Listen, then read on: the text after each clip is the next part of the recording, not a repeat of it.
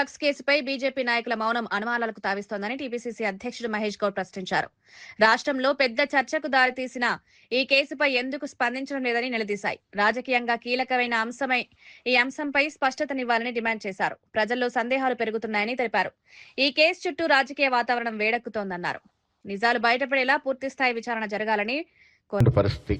నిన్నగాక మొన్న Rohit farm house లో డ్రగ్స్ దొరికినట్టు పరిస్థితి. ఎటు పోతుంది యువరాజు గారు?